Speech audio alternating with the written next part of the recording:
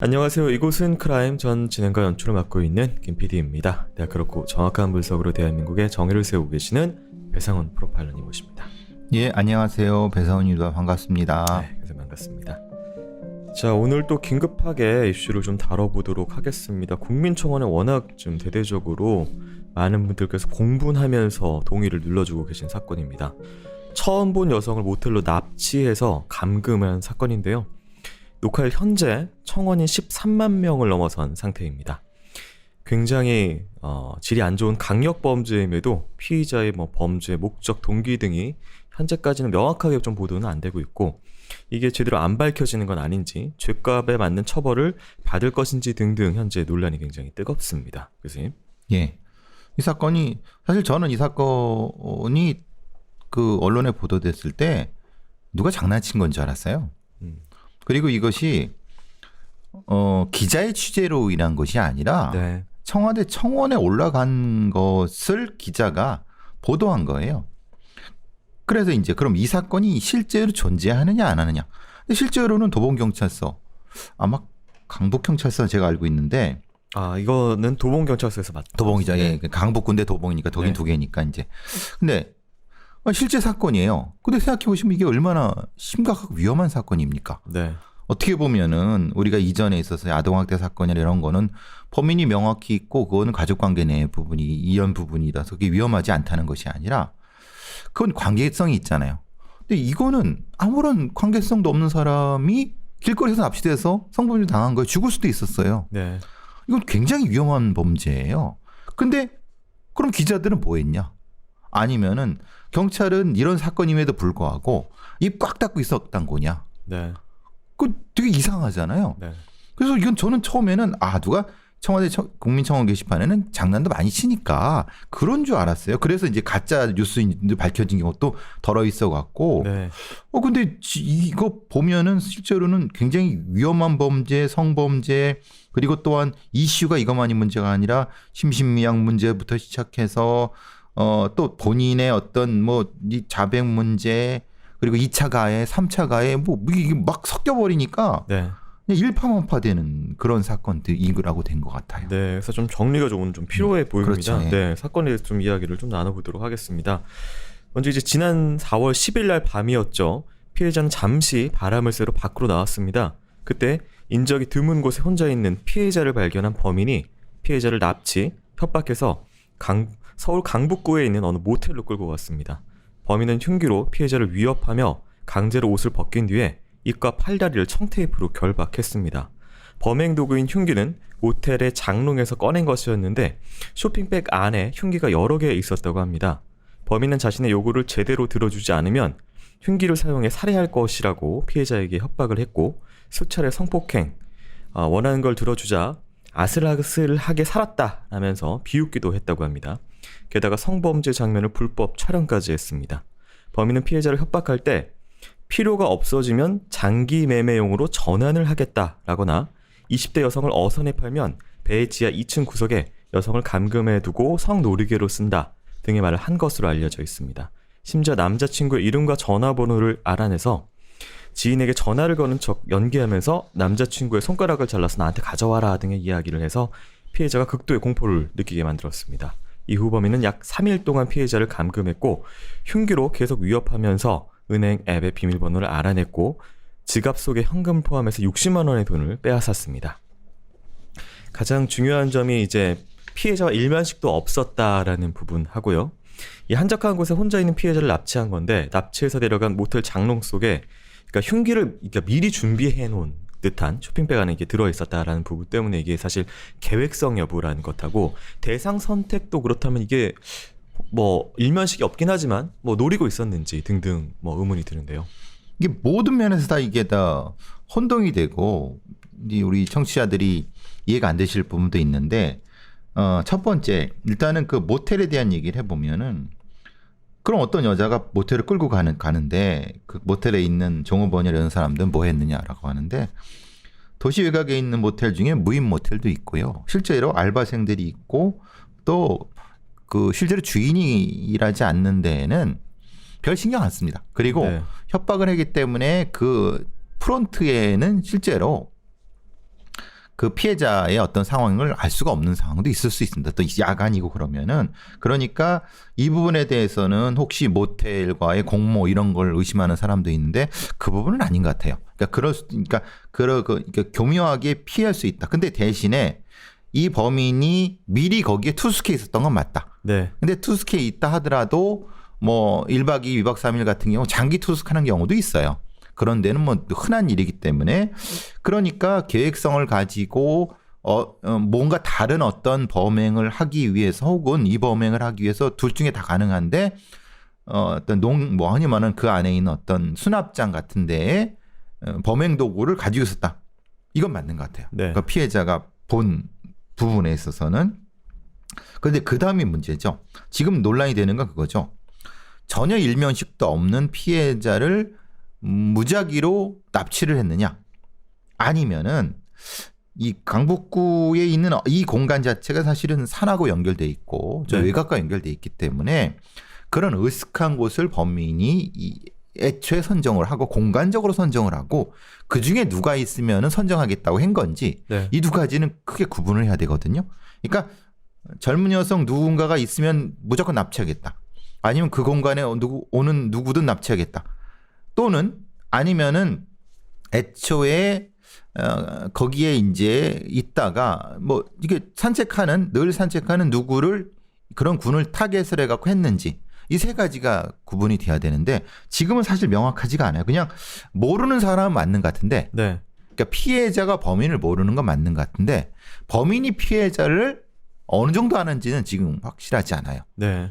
중요한 게 사실 이 범죄 목적성에 관련돼서 지금 이게 좀 헷갈리는 부분이 이게 3일 동안 계속 감금해 놓고 흉기로 위협을 하면서 계속 지속적으로 성폭행을 했다라는 것은 있는데 이게 또 돈을 노리는 부분하고 그다음에 계속 뭔가 이제 가학적으로 이제 일명적 약간 희롱하듯이 좀 데리고 놀듯이 좀 괴롭히는 식으로 하고 또 불법 촬영도 했고 돈을 또 한편으로 이렇게 계속 뭐 요구를 하고 뺏어내고 이런 부분들이 있기 때문에 도대체 왜 어떤 목적으로 지금 여기 3일 동안 감금한 것이냐 하는 것이 좀 궁금한데요. 이게 세 가지 다인 거죠.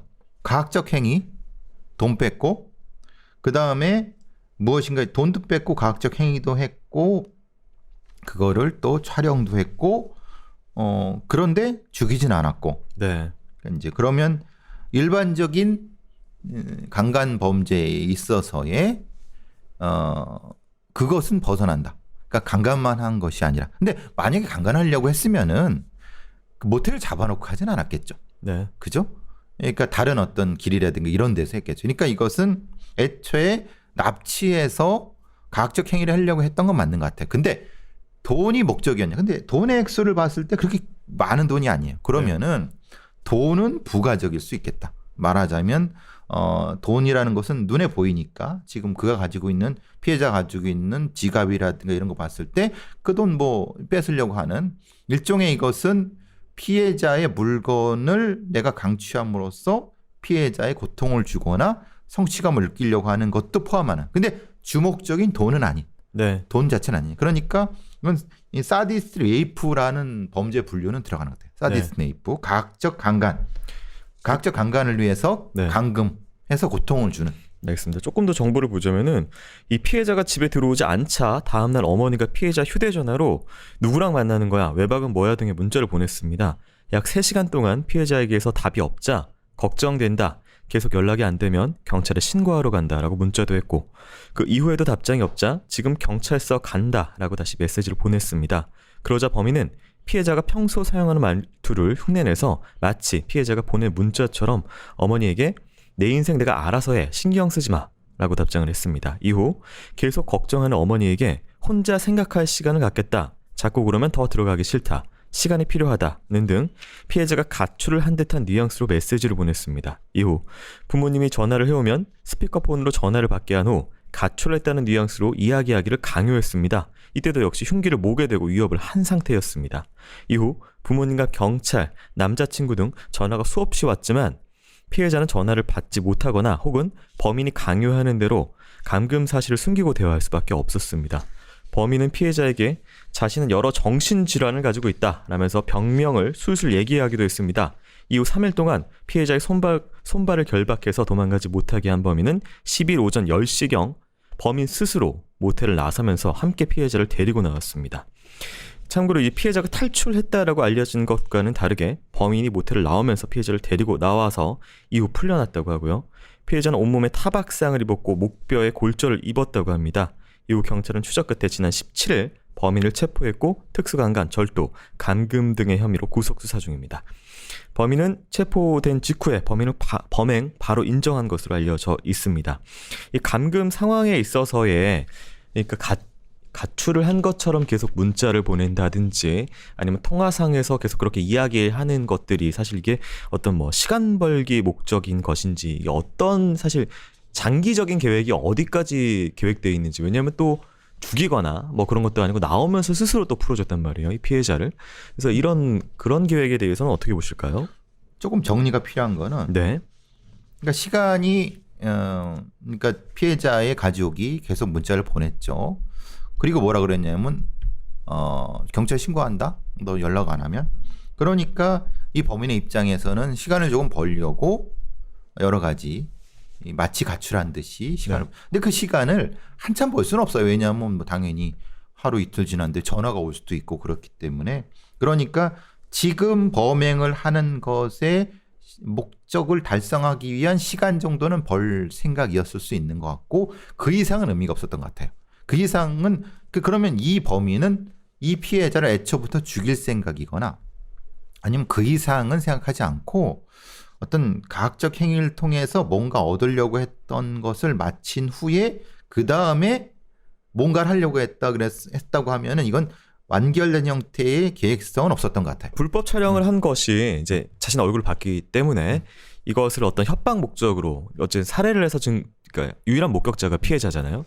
살해를 해서 목격자를 없애는 방법도 있는데 그걸 안 했다는 것은 촬영을 해놓은 걸 내가 나중에 풀 테니까 나 신고하지 마. 뭐 이런 식의 그런 것들을 담보해놓고 이렇게 풀어준. 근데 그건 또 아닌 것 같아요. 왜냐하면 눈도 안 가렸죠. 네. 그리고 지금 여기서 풀어줬다는 것도 애매한 것 같아요. 그러니까 좀 여기서 이제 탈출한 건 아닌 것 같아요. 처음엔 저도 도망 나왔구나 생각을 했는데 그게 아니라 아마 이 범인이 그 모텔을 나서게 되면서 그 다음에 협박도 좀 하고 그랬지만은 딱히 죽이려는 의도는 없었던 것 같아요. 자신의 목적을 달성한 걸로 자신의 그걸 완수를 했다고 생각하고 그 다음은 딱히 정확히 생각을 하지 않은. 그러니까 완벽한 계획성이 없는 상태 정도라고 봐요. 네. 지금 상태로는. 근데 이게 지금 형량이 어떻게 될 것인가 뒤에 다시 하겠지만은 네. 굉장히 잔혹하고 가학적이라고 하는데 그 뒤에 다시 말씀드리겠지만 이 상태로 놓으면은 재판에서 굉장히 범인한테 유리해요. 네. 그 지금 앞에서 자기가 나 이런 정신병이 있어, 이런 정신질환이 있어라고 3일 동안 계속 이야기를 했다고요, 미리. 그래서 이게 나중에 이게 심신미약으로 자기가 검거가 됐을 경우 좀 이용하려고 미리 좀 인명 좀 뿌려놓은 것이다라고 분석하는 의견이 있고 또 한 가지 체포된 이후 바로 인정한 것도 여러 가지 이런 맥락들 풀어준 것, 인정한 것, 정신병 이야기한 거 이게 다 나중에 잡혔을 경우에 형량을 위한 것이다라는 의견이 있어요. 그것도 충분히 가능할 것 같아요. 근데 이 사람을 정확히 심리검사라든가 면담을 해봐야 되겠지만은 범행을 바로 인정했다. 그러면 재판 과정이 굉장히 유리하게 작용을 해요. 그리고 3일 동안 2박 3일 동안 얘기를 했다. 내가 정신적으로 문제가 있다라고 하는데 그거를 협박용으로 한 건지 내가 지금 완전히 이상한 사람이니까 너 말 안 들으면 너 죽을 수도 있다. 이렇게 협박용으로 한 건지 네. 아니면은 내가 그 심신미약을 주장하려고 한 건지. 근데 그것보다는 앞에가 더 강하겠죠. 근데 나중에 그것까지도 생각을 했을 수도 있다는 생각을 해요. 네. 그러니까 내가 지금 미쳐서 널 공격한 거야. 나중에 그 다음에 이제 내가 심신미약으로 나올 수 있어라고 하는 거는 뒤에 충분히 생각할 수 있죠. 그러니까 범행을 끝나고 뭐 이렇게 하면 될 수도 있겠다라고 생각을 할 수도 있는 거예요. 그러니까 그런데 이 사람은 얼마만큼의 이 범죄 관련된 경력이 있는지는 모르겠어요. 그걸 따져봐야지 그게 가능하거든요. 네. 보통 강간범으로 처리되고 잡히고 재판받고 그러면 지금 이 과정을 다 알아요. 네. 그렇기 때문에 만약에 이전에 성범죄로 조사받고 재판을 받았는지 안 받았는지 그것까지 갔다고 하면 지금 이 사람의 행동 자체가 매우 의도적이다? 충분히 가능해요. 그건. 알겠습니다. 이 사건 알려지면서 피해자가 2차 가해와 범인의 보복이 두렵다는 글을 올렸습니다. 처음 피해자가 한 뉴스 매체에 제보한 내용과 다른 기사들이 있다고 지적을 한 것인데요. 피해자는 범인과 전혀 모르는 사이인데 SNS를 통해 만났다가 성범죄를 당한 것으로 기사가 나가서 피해를 받고 있다고 했습니다. 기사 댓글에는 피해자가 SNS를 통해 조건 만남을 한다거나 모르는 사람을 만난 피해자가 이상한 사람이라는 등의 2차 가해 악플이 올라오기도 했습니다. 또 피해자가 일방적으로 범죄를 당한 상황을 마치 범인과 피해자 사이에 다툼이 있었고 범인이 홧김에 범행을 한 것이라는 루머가 떠돌고 있기도 합니다. 피해자는 범인이 반성하는 태도를 보이고 있다는 점, 혐의를 바로 인정했다는 점, 그리고 분노 조절 장애 판정을 받을 수 있다는 것을 알게 됐다면서 이런 요소들 때문에 감형이 이루어져 출소 후에 보복을 하게 될까봐 두려움을 좀 호소하고 있는 상황입니다. 현재 피해자의 지인에게 피해자의 신상을 알려달라고 하거나 알아내려는 시도가 좀 있다고 해서 신상설계 일명 그것도 좀 우려가 되고 있고요. 지금 어쨌든 지금 2차 가해라는 부분이 항상 이런 성범죄 사건에서는 좀 문제가 되고 있긴 하는데 이게 많은 분들이 이해가 못하는 부분 중에 하나입니다. 가해자를 두둔하고 피해자를 뭐 네가 그럴 만한 이유가 있었던 거 아니야라는 그런 것들이 종종 있거든요. 성범죄라든가 강간 범죄의 일반적인 것을 사람들은 더 자극적으로 보죠. 왜? 아니 길 가던 여자를 아무 이유 없이 납치해갖고 과학적 행위 대상으로 삼는 게 상상이 안 되잖아요. 네. 근데 아니 사귀던 사이에서 뭐 자기 배신하고 떠나갔고 괴롭힘에 이거는 머리에 들어오잖아요. 네. 이게 이제 가장 그 심리적인 요소에서 까먹었다. 그러니까 지금 자기가 익숙한 플롯 안에 실제 사건을 그렇죠. 끼워 넣음으로써 예. 이해를 하려고 하는 시도다. 네. 네. 어베일러티인데 까먹었다. 네. 그러니까 이제 사람들은 자기가 이해하는 한계에 치에서 제일 쉬운 논리로 설명되는 기사라든가 설명에 더 익숙하다는 거예요. 네. 휴리스틱 어빌리티. 네. 휴리스틱 어빌리티라고 합니다. 그거를. 그러니까 휴리스틱 어빌리티에 익숙하기 때문에 그러니까 그 여자 당연히 남자랑 알지. 아니 그리고 또 제일 흔한 것은 조건 만나면 하다가 두들겨 맞은 거 아니야? 아니면 그게 말이 돼? 전혀 모르는 사람을 납치하고 강간한다는 게 100주 내내 가능해? 네. 라고 하는데 거기에 이제 제가 조금 더 들어갈 것은 경찰이 왜 이걸 이렇게 감췄을까? 아니 네. 감추게 보였을까? 너무 이상하잖아요. 이 상황이. 네. 근데 지금 이 사람이 이 피해자가 얘기하는 걸 보면은 반성하는 태도를 보였다. 혐의를 인정했다. 이걸 어떻게 합니까? 그러니까 이런 식의 보도가 나오고 있어서 그러니까요. 걱정이 된다. 그럼 누가 알려줬냐 이 말이에요. 경찰이 알려줄 수밖에 없잖아요. 네. 왜냐면 이 상황은 피의 사실이잖아요. 네네네. 그럼 경찰이 반성하는 태도를 보기다 혐의를 인정했다는 건 경찰이 알려줬다는 거잖아요. 네. 그럼 경찰이 보는 시각을 지금 이건 노정하는 거예요. 네, 맞습니다. 근데 경찰이 이렇게 보면 안 돼요. 왜냐면 당연히 우리 같은 사람도 이런 거죠. 반성하는 태도 당연히 잡혔으니까 반성하는 태도 보이겠죠. 네. 그렇지 않습니까? 네. 그러면 내가 그 범인이 이 강간범으로 잡혔는데 증거도 확실한데 나 반성하지 않아요라고 하겠습니까? 그렇죠. 그죠? 그러면 형사 앞에서 내가 반성합니다라고 하겠죠. 또 하나 혐의 인정하는 것도 증거가 있는데 혐의 인정 안 하겠어요? 그러니까 혐의 인정하는 것도 이런 거죠. 너 CCTV 보니까 너 맞지? 예, 맞아요. 이게 혐의 인정하는 겁니까? 아니에요. 이건 알리바이 인정하는 거예요. 네. 혐의 인정하는 것은 그래 내가 이런 동기에서 가학적 행위를 했다라고 하는 동기적 범행을 인정하는 게 혐의를 인정하는 거예요. 네. 근데 경찰 애들은 그건 인정했어 라고 하는 게 혐의를 인정하는 거로 해버리면은 이게 포맷 자체가 완전히 바뀌는 거예요. 네. 거기다 분노 조절 판정을 받을 수 있다는 건 누가 얘기했을까요? 경찰이 얘기했단 말이에요. 그럼 이건 피의사실 공표예요. 이건 말도 안 되는 거예요. 그러니까 이게 나와서 언론에 나오니까 이 분은 피해자문. 그렇죠. 네. 그러니까 이 사건 자체는 굉장히 이상한 거예요. 네. 그러니까 이건 경찰이 뭘 감추려고 하나? 왜 수사를 이따위래? 왜 이걸 왜 흘려? 언론한테? 그러면 이게 자체로 해서 기소가 이따위로 되면은 말 그대로 저는 이대로 되면은 형량이 굉장히 높을 것 같죠. 이 사람이. 보통 사람들이 기대하는 형량이 있지만 네. 많이 낮을 것 같습니다. 10년 넘을 것 같죠? 안 그렇습니다. 이거는 이렇게 했다 하더라도 네. 7년 안 나와요. 5년 나와도 잘 나오는 거예요. 5에서 7년 정도? 네. 이게 저는 너무 이상해요. 이게 왜 이렇게 그러니까 지금 일반 평범한 삶을 살고 있는 시민이 밤에 나갔다가 납치가 돼서 3일 동안 감금당해서 칼로 협박을 당하면서 성폭행을 3일 동안 당하고 돈을 뺏기고 여러 가지 심리적인 협박이나 계속 주변인들까지 막 들먹이면서 거의 뭐 이건 PTSD가 엄청나게 갈 것 그렇죠. 같은 예. 이런 상황인데 이게 지금 여러 가지 지금 이런 혐의 인정, 분노 조정 이런 것 때문에 형량이 안 나올 것이 다 많이 이거 우려하고 계시거든요. 청원 동의한 사람들이. 그러니까 경찰이 그걸 그렇게 수사를 안 했다는 거잖아요. 네. 제대로 된 동기를 추적하지 못했고 현 분노 조절장이 말도 안 되죠.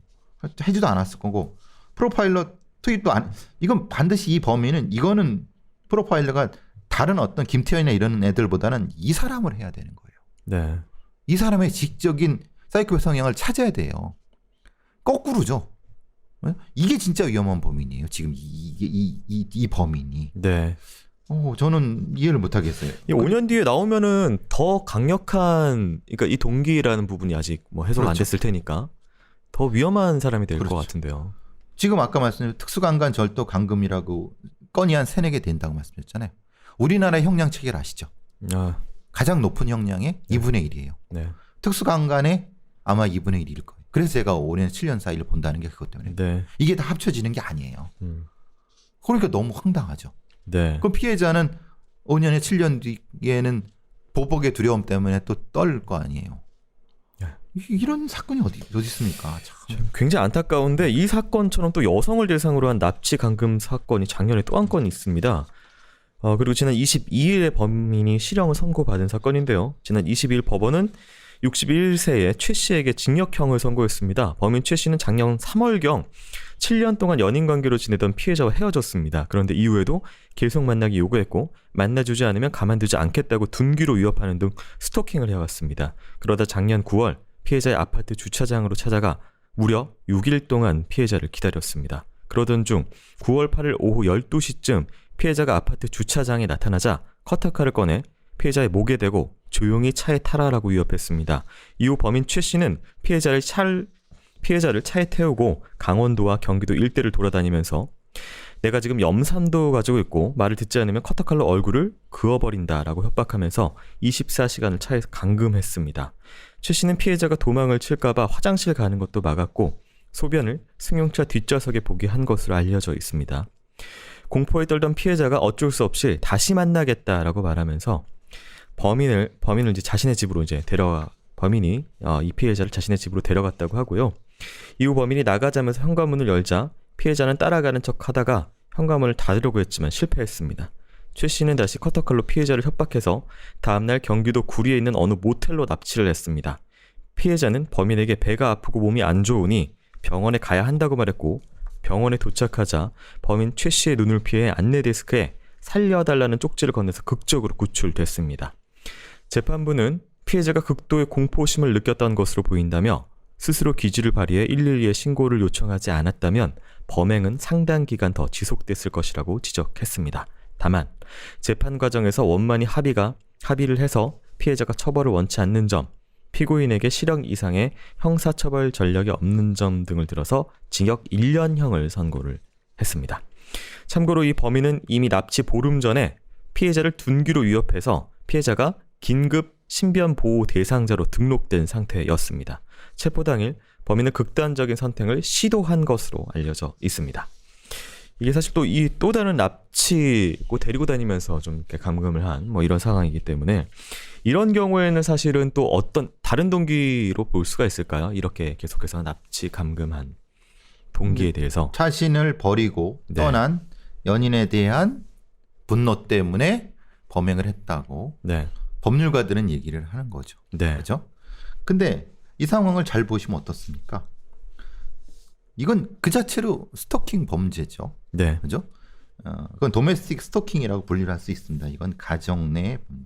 근데 이제 이게 참 안타까운 게 우리나라에서의 가정 내 관계 내의 스토킹은 처벌이 거의 없습니다. 지금 이거 형량 보세요. 이 지역 1년이죠. 1년이 형량입니까? 근데 행한 걸 보세요. 이 사람 죽을 수도 있었어요.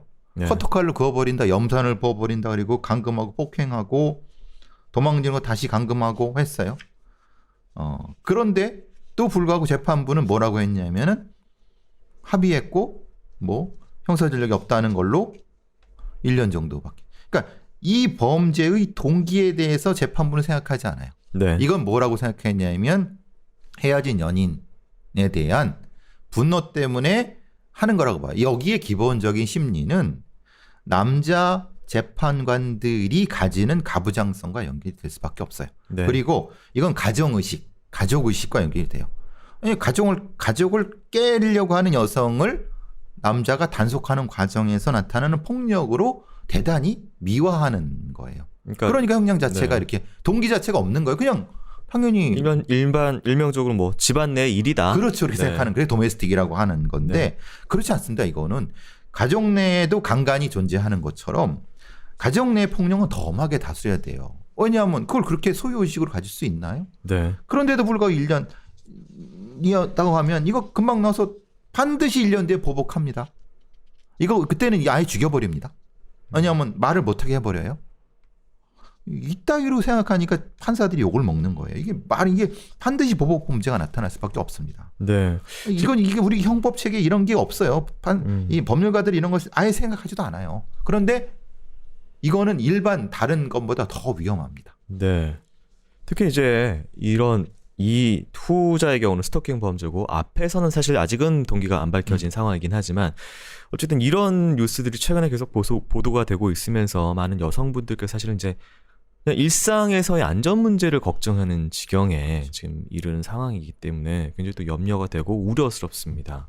그래서 이런 부분들에 대해서 좀 우리가 시민들이 납득할 만한 어떤 형량이라든지 수사라든지 이런 것들이 좀 이어져야 될 것 같은데요. 근데 거기 전문적인 스토킹 방지법에 존재하는 건 전문 수사관, 전문 검사를 두라고 돼 있어요. 네. 근데 실제로 둘 것인가는 모르겠어요. 그 얘기는 뭐냐면 그런 어떤 이런 관계성 폭력이라든가 아니면 앞엔 것처럼 전혀 관계성이 없는데도 가학적 행위를 하는 존재에 대해서 네. 제대로 된 수사를 하고 재판을 하라는 얘기예요.